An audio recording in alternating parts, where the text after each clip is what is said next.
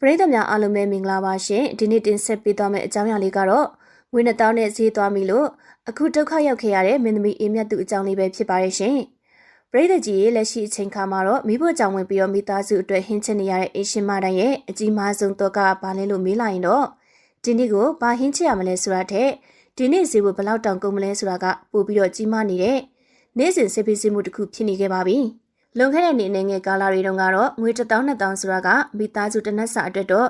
အသားဟင်းအရက်ဟင်းစုစုံလင်းလေးနဲ့အေးဆေးလောင်းငါခဲ့ပြီးမဲ့အခုတော့အခြေအနေတွေကလုံးဝကိုပြောင်းလဲသွားခဲ့ပြီဖြစ်ပါတယ်။ဒီလိုပြည်သူတွေနေ့စဉ်ရင်ဆိုင်နေရတဲ့အခြေအနေမှန်ကိုပြည်သက်တွေပို့ပြီးတော့ထိထိမိမိသိမြင်သွားစေဖို့အတွက်နမီကျော်အကယ်ဒမီမင်းသမီးကျော်အေးမြတ်သူကတော့လက်တွေ့စံတမ်းမှုချက်လက်လေးတစ်ခုကိုတော့သူမရဲ့လူမှုကွန်ရက်ကနေတဆင့်ပညာသားပါလှုပ်ပြသွားခဲ့တာပဲဖြစ်ပါတယ်။မင်းသမီးအေးမြတ်သူဟာဒီဗီဒီယိုလေးမှာတော့မိတ်ကပ်တွေအထက်ထလေးချင်ပြင်ဆင်ထားတာမျိုးလုံးဝမရှိပဲ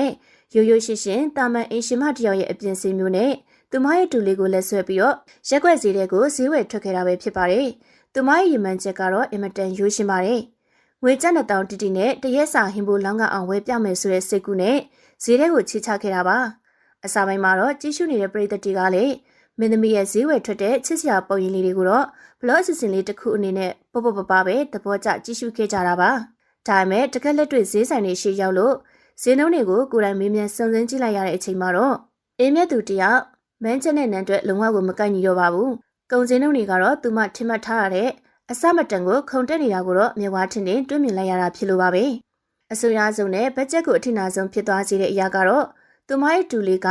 အုံးစင်းရင်တောက်ချင်တယ်လို့ပူစားလိုက်တဲ့အချိန်မှာပဲဖြစ်ပါတယ်။အုံးစင်းရင်တစ်လုံးရဲ့ဈေးနှုန်းကတော့4000ကျပ်ဖြစ်နေရကြောင်းသူမတင်လာတဲ့ငွေ1000ဆိုတဲ့ဘတ်ဂျက်ထဲကနေငါးပုံတစ်ပုံဟာမျက်စိရှိမာရိမိတ်ချက်ချင်းဆိုသလိုလွတ်ဆင်သွားခဲ့ရပါတော့တယ်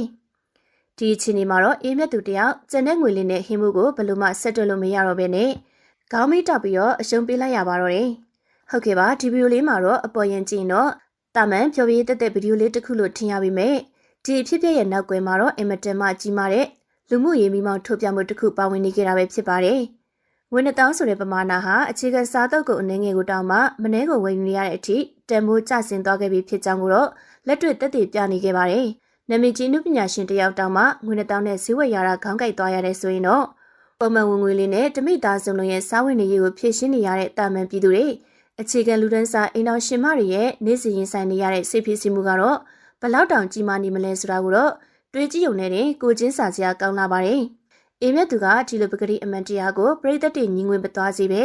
သူမကိုယ်တိုင်ကဈေးဝယ်ထွက်တဲ့ပုံစံလေးနဲ့အားလုံးသိမြင်လာအောင်တတိပြုမိလာအောင်အလွန်ကိုထိရောက်စွာနဲ့ပညာသားပချပြသွားနိုင်ခဲ့တာပဲဖြစ်ပါတယ်ရှင်။ဟုတ်ကဲ့ပါ။အေးမြတ်သူရဲ့ဒီ challenge video လေးကတော့ကြည့်ရှုသူတွေကိုအပြုံးလေးတွေဖြစ်ပေါ်စေခဲ့တယ်လို့ပဲတခြားတစ်ဖက်မှာလည်းပြည်သူတွေရဲ့ရှင်ထဲမှာတော့လေးလံတဲ့တက်ပြင်းတစ်ချက်ကိုအလိုလိုချမိစေခဲ့ပါတော့တယ်။နေ့စဉ်နဲ့အများခုန်တက်နေတဲ့ကုန်စည်နှုန်းမုန်တိုင်းကြီးကြားထဲမှာတော့မိသားစုဝင်တွေစာလံမှုမရှိအောင်ဦးနှောက်စားခံပြီးတော့အကောင်းဆုံးချက်ပြုတ်ဖန်တီးပေးနေကြတဲ့မြန်မာနိုင်ငံကအေရှင်မာတိုင်းကတော့တကယ့်ကိုကွန်ပျူလေးစာအတိမပြုခံရမယ်သူရဲ့ကောင်းနေပဲဖြစ်ကြောင်းကိုတော့ဒီစီစဉ်လေးကနေတင်ဆက်ပေးလိုက်ရပါတယ်ရှင်။